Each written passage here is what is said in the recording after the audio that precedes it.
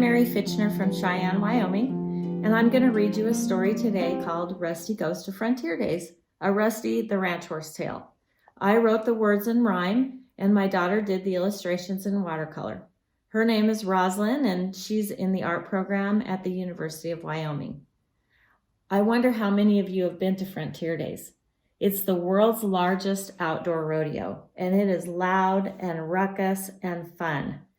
A lot of you have probably been to big rodeos, and some of you compete in rodeos, or your parents do. Rodeo is a great sport. It's been around a long, long time. The cowboys used to get together and show off their skills and talent and courage, and pretty soon they started to win money, and now rodeo has turned into a professional sport.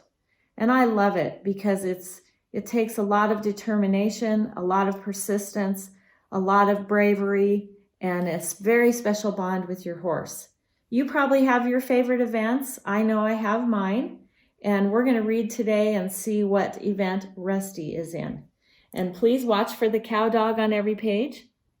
Of course, he has to go along because, like any good cow dog, he does not want to miss an adventure. On a hot summer day, Rusty stood in the shade, without a small clue how his day would be made. Rusty's cowboy showed up with a grin on his face, so he knew that his heart was in a good place.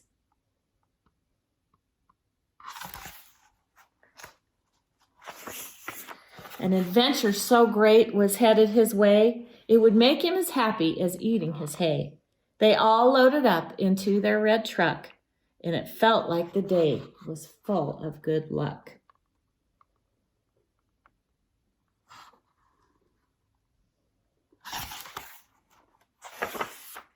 He saw the grand sign, daddy of 'em all. Frontier Days had started, the dream, oh so tall. They got there in time to see the parade with carriages, soldiers, and cold lemonade. The horses were groomed and walking by proud. The huge crowd that watched was delighted and wowed.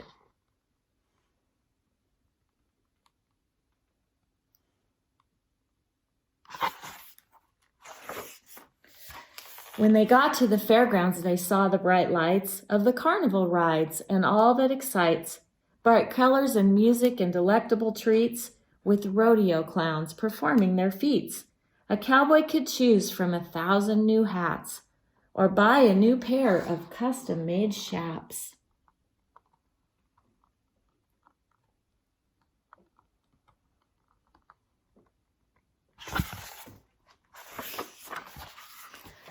Rusty gazed at the sights in the magical air. When he saw the arena, he couldn't help stare. The biggest by far his eyes had yet seen. A breeze spun inside, gripping each cowboy's dream. To win the gold buckle and saddle, of course. One prize for him and one for his horse. Such a regal award a cowpoke could win. The world's largest rodeo makes your head spin.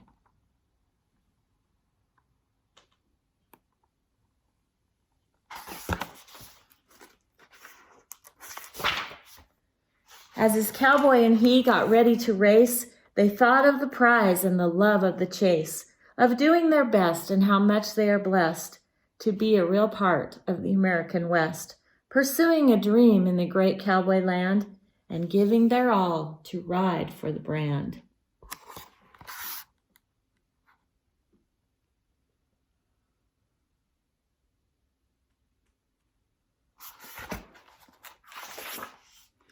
Rusty's nerves were a-tingling, awaiting his cue. Then out of the box like a rocket they flew.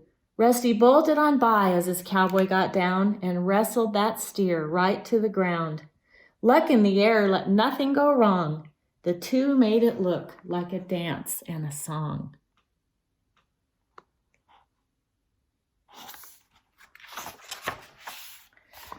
Rusty outran the hazer with his pace so fast, the crowd could see he was having a blast. A victory lap was in order that day, as he heard all the cheering and one big hooray. His cowboy was throwing his hat to the sky. Rusty knew what that meant, and it made his heart fly.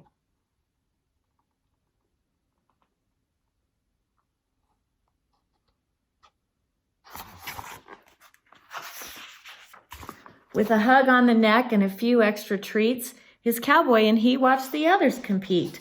Around 3 barrels pretty cowgirls did race with amazing precision and beautiful grace, while bucking broncs were run up from their pens to buck cowboys off.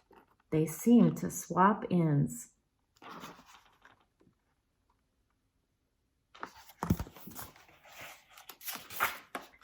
Ropes were a-swinging with a loop at one end, trying to catch cattle right into the wind. Bull riding stunned and astonished the crowd. The fun had by all was ruckus and loud.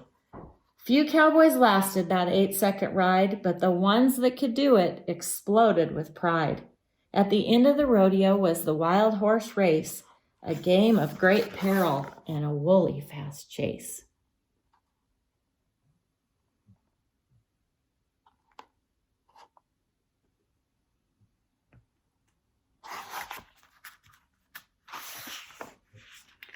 When Rusty believed the fun was all over, it was like he had found a 4-leaf clover. Miss Frontier and her lady-in-waiting came by. Their kindness and beauty made his heart sigh. They patted his nose and gave him a kiss. Not a horse in the world would want to miss this.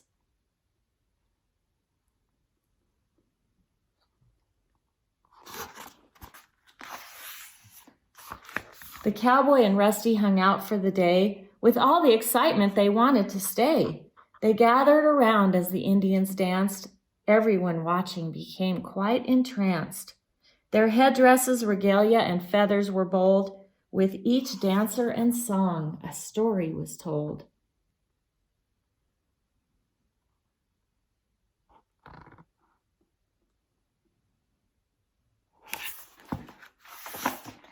As they drove off the rodeo fairgrounds that night, the events of the day were still in their sight. They would never forget each special treasure. For blessings so great, there is no way to measure. The ranch was so peaceful it filled them up too, to rest up for another adventure anew.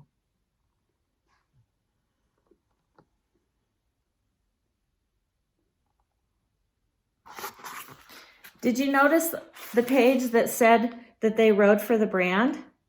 Let me just read that to you again real quick.